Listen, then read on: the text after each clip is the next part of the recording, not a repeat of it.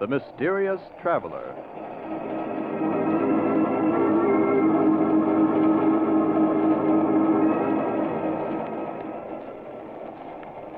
This is the Mysterious Traveler, inviting you to join me on another journey into the realm of the strange and terrifying. I hope you will enjoy the trip, that it will thrill you a little and chill you a little. So settle back and get a good grip on your nerves, if you can.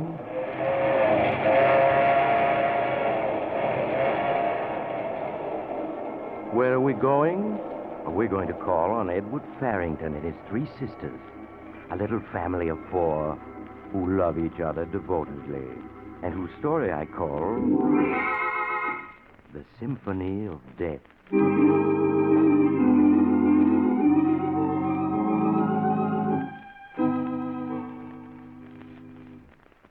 Edward Farrington and his sisters live by themselves in a large, gloomy old house on the outskirts of Boston.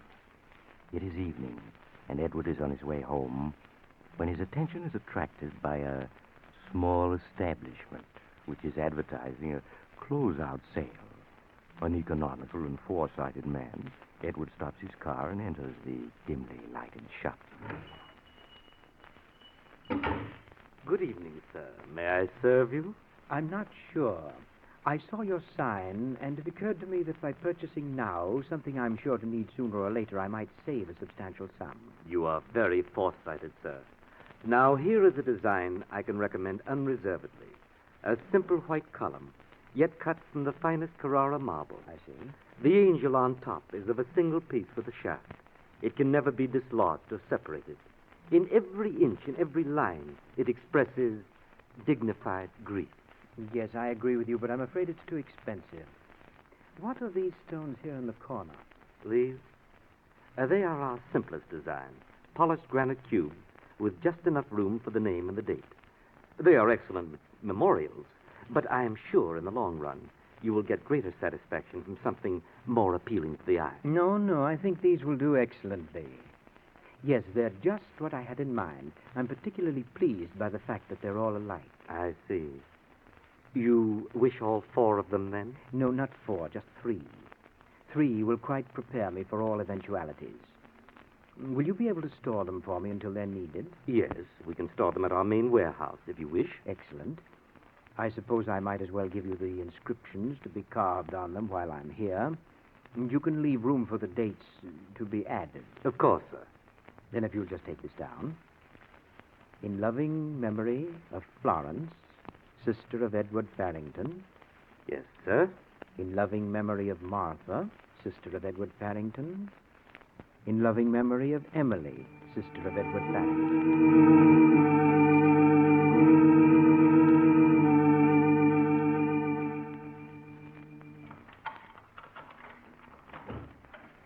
Edward, is that you? Yes, Emily. Oh, you're all wet. Yes, it's beginning to rain. Let me help you with your coat, Edward. I'll hang it up for you. Now, Emily, please don't fuss over me this way. It makes me nervous to be poured at. But I just want to help you with your coat. I can hang it up by myself. Emily, is that Edward? Oh, Edward, you're late. We were worried about you. I'm here, and I'm perfectly all right, Florence, as you can see. Now, is dinner ready? Oh, yes, Edward. Martha has everything ready. Martha, Edward's home. What? Oh, it's you, Edward. Well, we were worried about you. Martha, I've told you not to worry if I'm a few minutes late. Well, I suppose we just can't help it, Edward. Now we'll eat. And perhaps after dinner you will play the piano for us. Oh, will you, Edward? Please say yes. Please, Edward. Well, we'll see. I really should work on my symphony tonight, but perhaps I can play for a few minutes after dinner.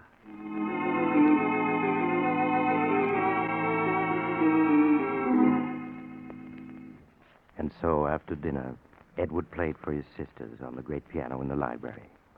Emily and Florence crowded close to him as he played, and Martha, busy with her knitting, sat and watched them with fond gaze.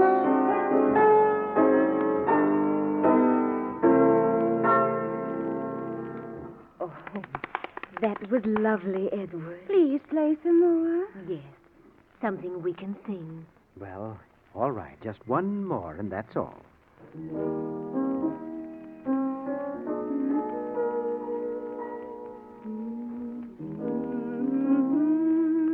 At twilight, when the lights are low, and the flickering shadows. Emily, it's just thunder. You mustn't jump like that. It can't hurt you. I know, but I can't help it. I like thunderstorms. I like to watch the lightning. I think that's enough for tonight. Now off to bed, both of you. All right. Good night, Edward. Good night, Edward. Good night, Emily, Florence. Well, I suppose I might as well go to bed myself. No, Martha, don't go yet. I want to talk to you. To me? Yes. What about Edward? How old are you? How old? I'm 35. Oh, no, why be silly about it? I'm 37. You ought to get married. You still could, and you owe it to yourself. I shall never marry Edward. I promised Father that I'd look after things and keep the four of us together as long as we live. And I will. As long as we live. But perhaps we'd be better off if we weren't together. You can't mean that. But I do. I need solitude in which to finish my book and my symphony. It's very distracting, you know, to have the three of you constantly hovering about me. You're just feeling blue tonight. You wouldn't be happy without us any more than we would be without you. No, we'll all be together, the four of us, as long as we all live. Well, now I'm going to bed. Good night, Edward, dear. Good night, Martha. We'll all be together, the four of us, as long as we live. As long as we all live.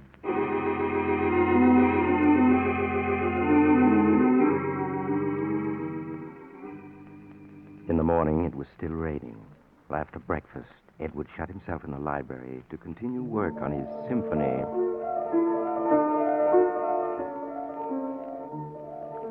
Doesn't Edward play well, Emily? Edward's a wonderful player. Let's listen a minute before we go upstairs. Do you think he'd really mind if we went in? If we just sat very quiet? I don't think so. We'll be very quiet.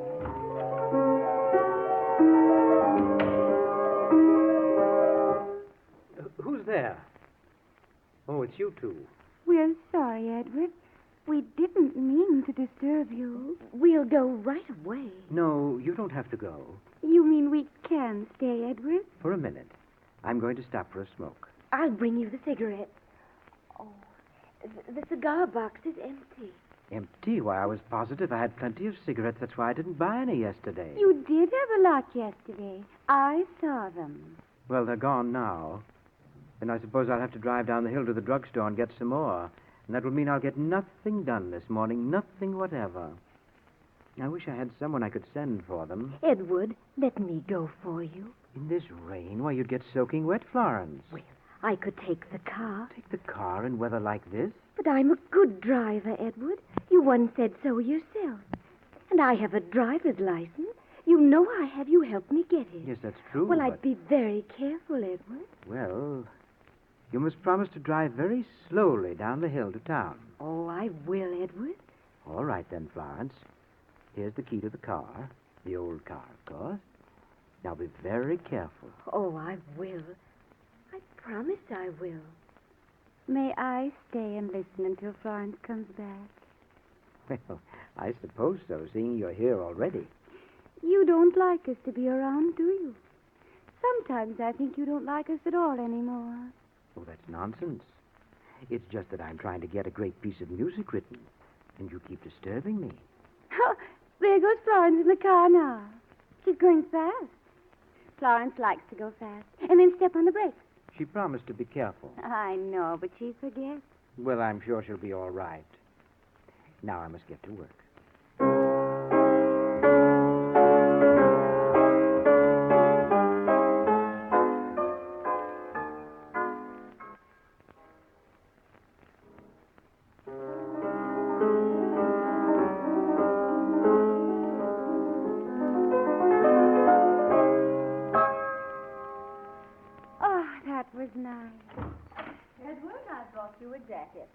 Well, I'm perfectly comfortable, Martha. I don't need a jacket. You mustn't take chances. Here, put it on. Oh, all right. Emily, where's Florence? Is she upstairs? Oh, no. She's gone to get Edward some cigarettes. Gone out? In this rain? Edward let her take the car. Edward, you didn't. Martha, please don't get excited. She can drive, and she promised to be careful. But you promised never to let her drive alone. You know how she drives unless someone's with her. Really, she's a better driver than you think. There's nothing to be alarmed about. She'll be back any minute, and then... I'll answer it. No, it's probably for me. I'll answer it. Hello? Yes, this is Mr. Farrington. The police? Edward, what is it? Hush, Martha. What about my sister? She did what? All right. Yes, of course. I'll be right down. Edward, what is it? What's happened to Florence? Martha, we must all be very calm. Florence has had a terrible accident. No. The brakes of the car apparently gave way at the bottom of the hill. Florence ran off the curb and crashed into the rocks there. She was killed instantly.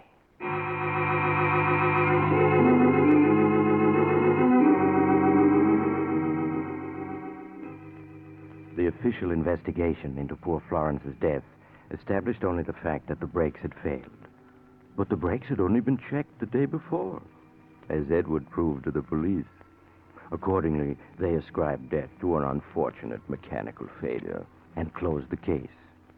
Edward, however, could not dismiss it from his mind so easily. Edward, you can't go on like this day after day, brooding about poor Florence's death. Oh, my dear, I blame myself for it if I hadn't let her take the car. I know, Edward. Why don't you try to work on your symphony? It'll help take your mind off Florence. No, I can't possibly do any work on that yet for a while. No, but I have another notion. I think I'd like to write our family history. Our family history? Yes, and it seems to me that once in Mother's old trunk in the attic, I saw a lot of letters that were written to her by relatives. Are they still there? Why, yes, they are. I'd like to look them over. They might help me get started on my history. Will you show me where they are, Martha? Why, yes, of course. We'll go up to the attic and I'll get them out for you right after lunch.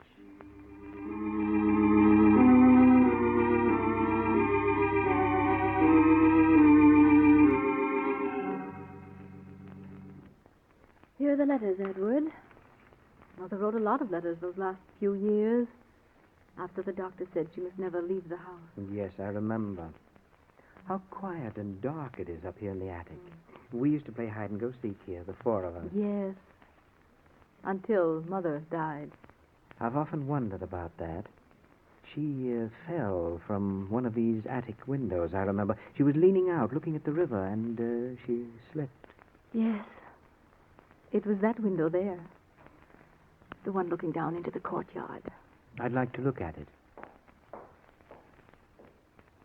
Oh, the catch is stuck. Will you help me open it, Martha? Well, all right.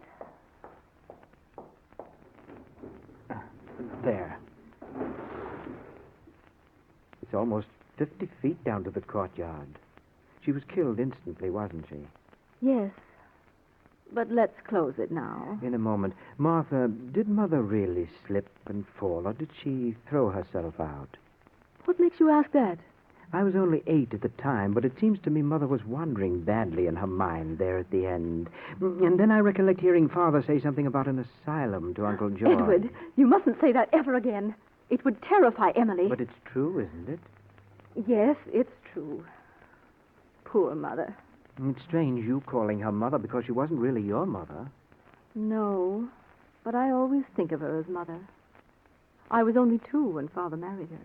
Poor creature. Let's believe that she slipped. It would be easy to slip from this window, wouldn't it? Well, the sill isn't very low. Yes, but lean out a little farther and see how easy it would be. No, a little farther. You see how overbalanced one becomes? Yes, you're right. Now, help me back, Edward. Of course. Martha, catch yourself. Martha!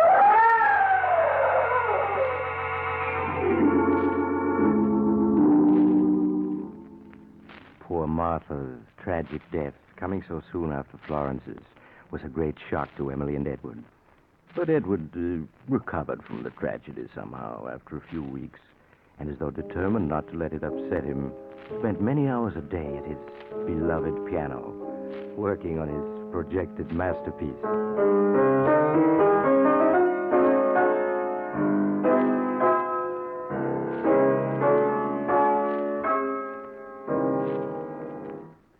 Oh, Edward, that was wonderful.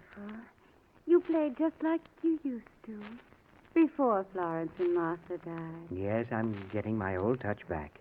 You don't mind my coming in to listen, do you? Not today, but Emily, you have been disturbing me these last few weeks. Must you follow me around all the time? But, Edward, you know how much I like to be near you. And now that Florence and Martha are gone, I haven't anyone else to talk to. Yes, I know that, but I can't get any work done unless I'm left in peace. I won't bother you anymore, I promise. You know, I do miss Florence and Martha. Of course you do. But just the same, it's been awfully nice having you all to myself since they went. I'm afraid it's very lonely for you. Oh, no, it isn't. I like it. Yes, but I think we'll have to get a housekeeper. She'd be company for you, and she'd look after things. In fact, I'm going into town to interview a housekeeper today, a Mrs. McDonald. You'd like to go with me, wouldn't you? Oh, yes, Edward. We'll take the car and have a nice drive at the same time. Oh, that'll be fun. Now, how would you like to go out and get the car started for me? Get the car started. Yes, I have to tend to a few things before we go, and the motor needs to warm up. It's not working very well. Oh, Edward, do you think I could start it? Of course you could. Just turn on the switch and step on the starter, and then let it run until it's good and warm. All right, Edward. May I have the key? Yes. Here you are. Now, this is the ignition key. Mm-hmm. And use the little side door to get in. I'll unlock the big doors when I come out. I can pretend I'm driving it. Will you be long? No, just sit in the car and wait until I come. All right, Edward.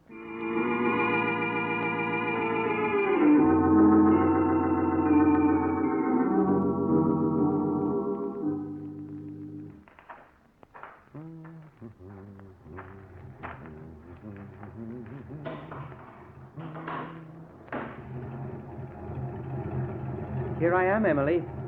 I took longer than I expected.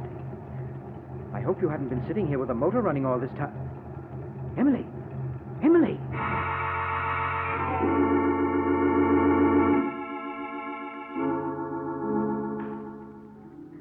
With Emily's unfortunate death from carbon monoxide poisoning, Edward Farrington was left quite alone in the great old house. His neighbors saw little of him, though they could hear him at his piano for many hours each day. They knew, however, that a week after Emily's funeral, he hired a housekeeper, Mrs. McDonald, to take charge of the house for him. Now, Mrs. McDonald, this is your first day, and before you start, I'd like to explain a few things to you. Of course, Mr. Farrington. As you know, I've suffered the tragic loss of all my sisters in the past few months. Oh, yes, sir. A great sorrow it must have been. But they do say tragedies come in threes. Indeed, they seem to. But I'm sure I'll be quite comfortable now with you to look after me. I surely hope so, sir. I'm certain of it. Now, I'm a rather moody man, and I'm working upon some music for which I have great hopes. Yes, sir. Above all else, I wish to be left alone. I do not want to be disturbed. Is that understood? Quite, Mr. Farrington. You may call me at mealtimes. At all other times, I prefer that you do not even enter this part of the house. I understand. Good. That's all, I think. Just put up with my little oddities, and we'll get along very well. Yes, sir. Then I'll see about the ordering for dinner now, sir, if you'll excuse me.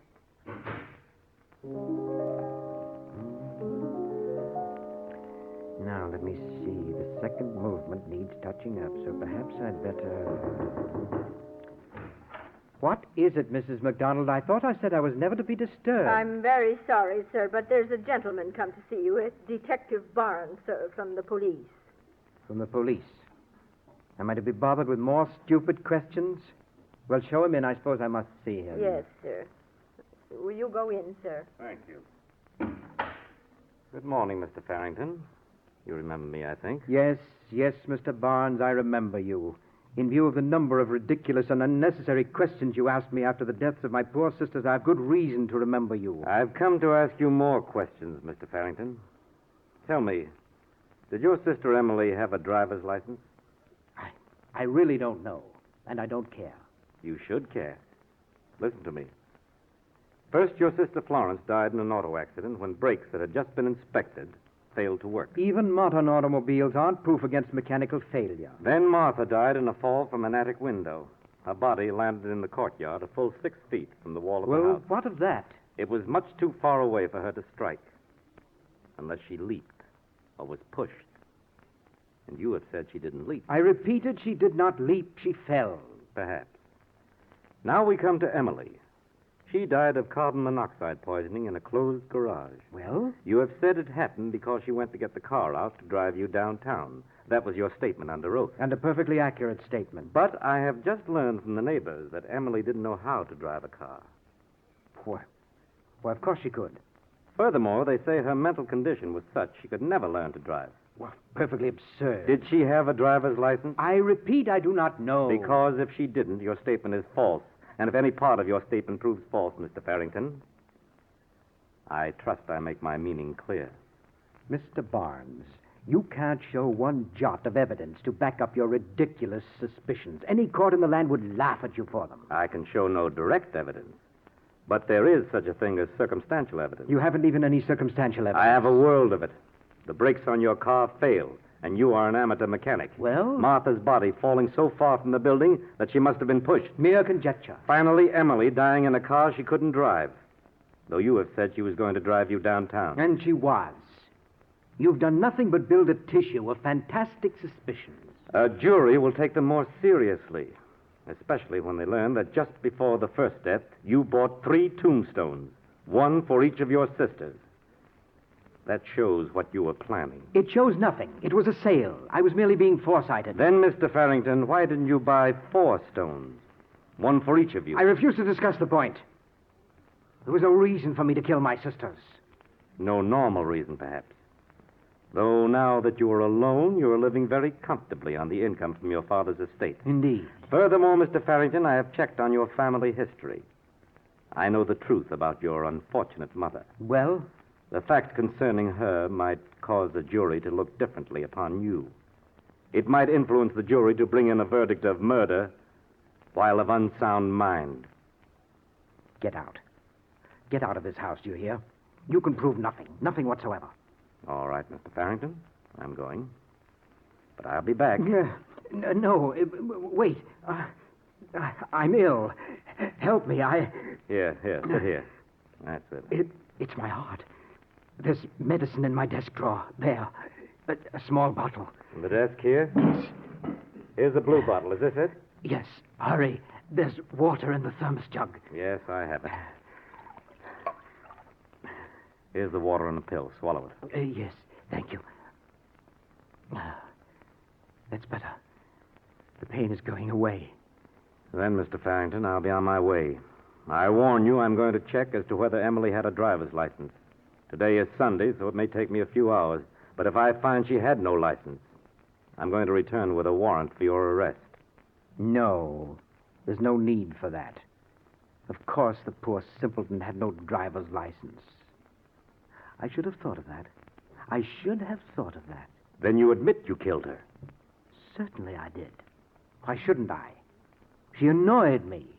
Me, a genius. I'm afraid a jury won't care whether you're a genius or not, Mr. Farrington. Do you suppose I care what a jury thinks? A genius is not answerable to the laws that bind other people. The law does not agree with you. The law? What do I care for the law? You think you've trapped me, don't you? But you haven't. You hear? You haven't.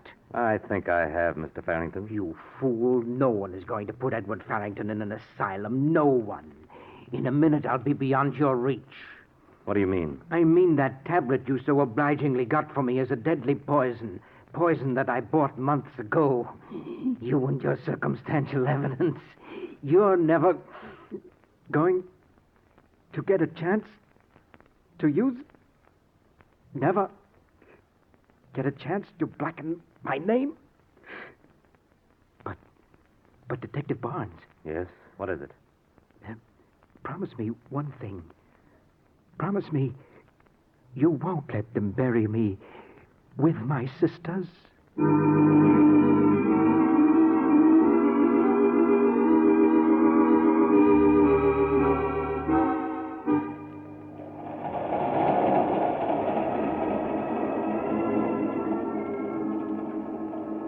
This is the mysterious traveler again. Did you enjoy our little visit with Edward Farrington and his three loving sisters? You know, perhaps Edward made a mistake after all when he didn't buy a fourth tombstone. By the way, do you live in a gloomy old house with three sisters who love you so much you can't bear to have them near you? Well, if you do, I'd advise you not to be too drastic with them. You might find yourself buried right beside them, as Edward was. I know another man who... Oh, you're getting off here. Well, I'm sorry. But I'm sure we'll meet again. I take this same train every week at this same time.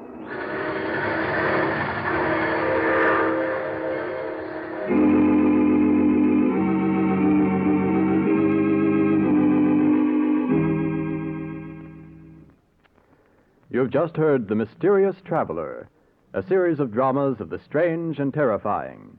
But before we tell you of next week's exciting story, here is Maurice Tarpaulin, the mysterious traveler himself, with a brief but vital message from your government. You all know that the stories we tell on this program are just stories, designed to entertain you, but not to be taken too seriously. Well, what I have to say now, however, is not a story, and is deadly serious. All over the world, people are starving. The United States and other food-producing nations are fighting a battle against famine. To win, food stocks must be conserved. You can help conserve them by canning and preserving food for your own use. If you have a victory garden, put up as much as possible from it.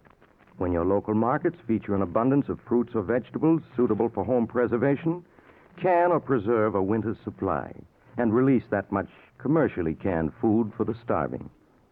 Conserve your sugar for canning purposes. Follow the wartime rule of 1 pound of sugar to 4 quarts of finished fruit. And be sure to use only safe, tested methods.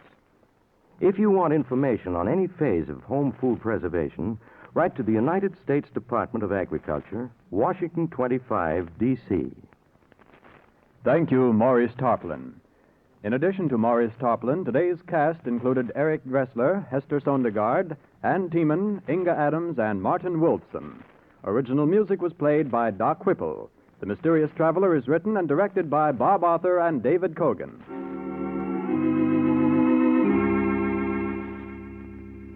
Listen next week over most of these mutual stations to a tale titled As I Lie Dying.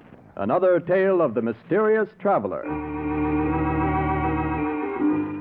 The Mysterious Traveler is presented by the Mutual Network from our New York studios. Russ Dunbar speaking.